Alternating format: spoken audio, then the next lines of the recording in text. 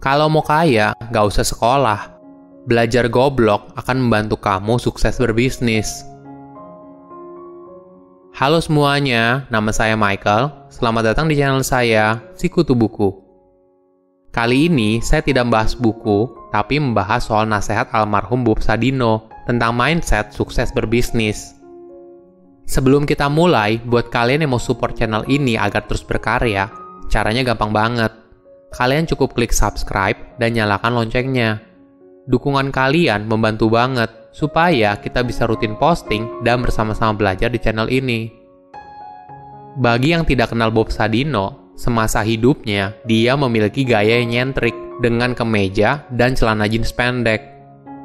Bukan cuma tampilannya, namanya sendiri juga bukan nama asli. Nama aslinya adalah Bambang Mustari Sadino. Nama Bob muncul dari sebuah akronim bukan orang biasa.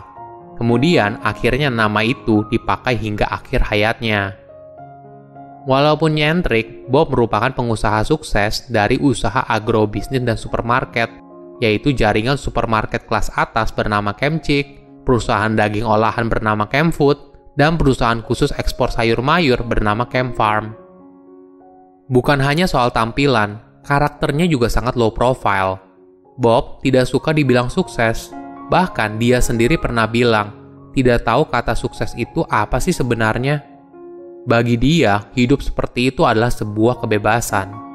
Walaupun begitu, kisah hidup Bob telah menginspirasi jutaan orang di Indonesia. Bob lahir dari keluarga yang cukup, bahkan kalau dibilang berlebih. Sewaktu dia berumur 19 tahun, orang tuanya meninggal.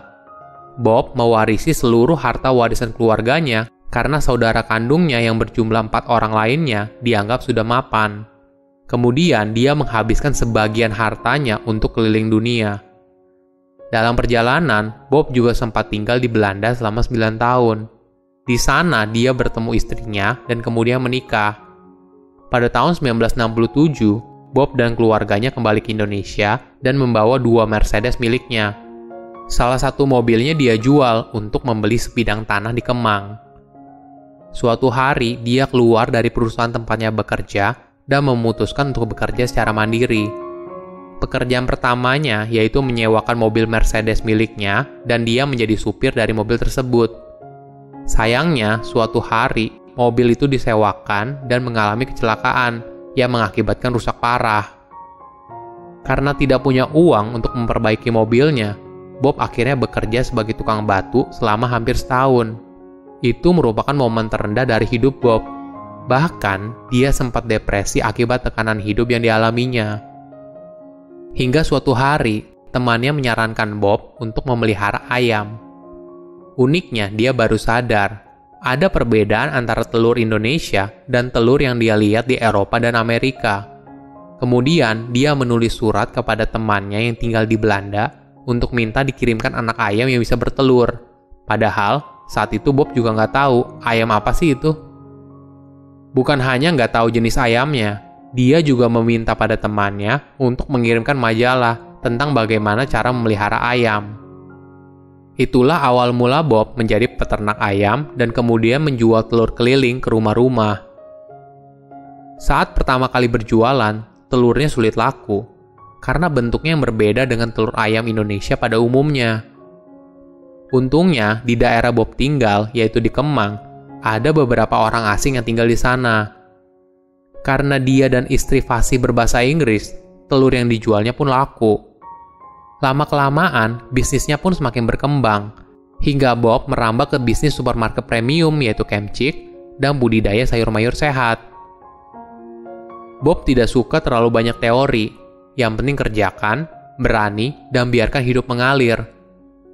Ada nasihat yang menarik ketika ditanya, apa sih langkah-langkah untuk bisa sukses berbisnis? Bob memberikan beberapa tips yang mungkin berguna. Pertama, hilangkan rasa takut ketika mulai apapun. Takut tidak ada uang, takut tidak ada modal, takut gagal, takut resiko, tinggalkan semuanya. Kedua, jangan berharap. Karena setiap ada harapan, maka di belakangnya pasti ada kekecewaan. Jadi, kalau kamu berharap banyak, maka kamu akan banyak kecewa. Kalau tidak mau kecewa, ya jangan berharap. Ketiga, harus punya kemauan. Bukan hanya sekedar mau, tapi harus dijalankan bersamaan dengan tekad dan berani mengambil peluang.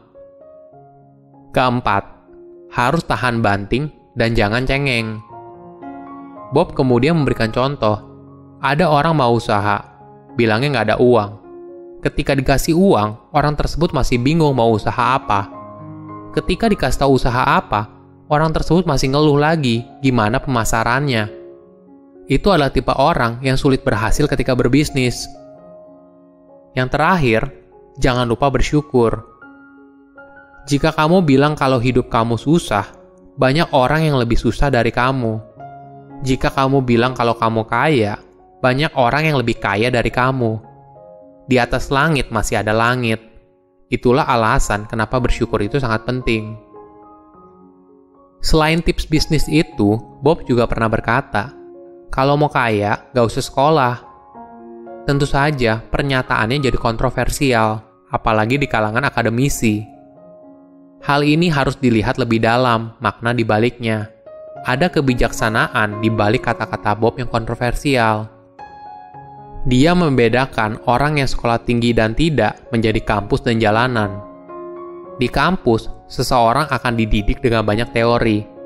Tapi ketika terjun langsung ke masyarakat atau bahasa Bob adalah jalanan, orang tersebut kesulitan.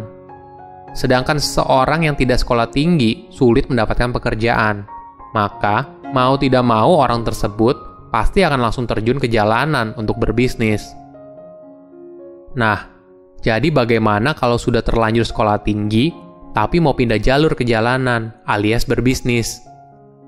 Saran dari Bob adalah, kita harus tahu perbedaan antara orang pintar dan orang goblok.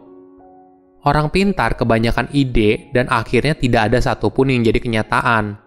Sedangkan orang goblok cuma punya satu ide dan itu jadi kenyataan. Orang pintar terlalu banyak mikir, akhirnya tidak pernah melangkah. Sedangkan orang goblok gak pernah mikir, yang penting melangkah saja. Orang pintar maunya cepat berhasil, cepat kaya, padahal semua orang tahu kalau itu gak mungkin. Orang goblok cuma punya satu harapan, hari ini bisa makan.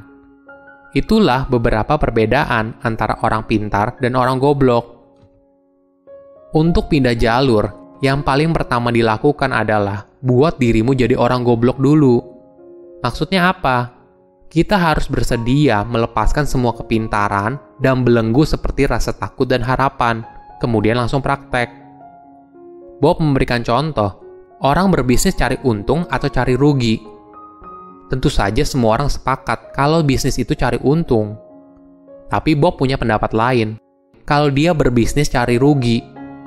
Dia menjelaskan, kalau orang bisnis cari untung, apakah selamanya dia untung? Tentu saja tidak. Sama halnya ketika orang bisnis cari rugi, apakah selamanya dia rugi? Tentu saja tidak.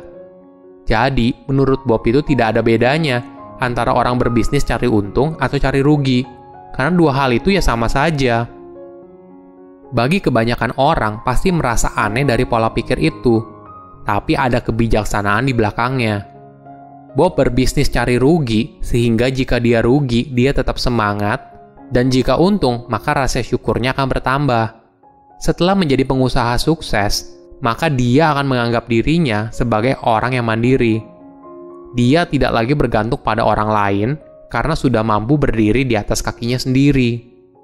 Silakan komen di kolom komentar pelajaran apa yang kalian dapat ketika tahu informasi ini. Selain itu, komen juga mau tahu informasi apa lagi yang saya review di video berikutnya. Saya undur diri, jangan lupa subscribe channel YouTube Sikutu Buku. Bye-bye.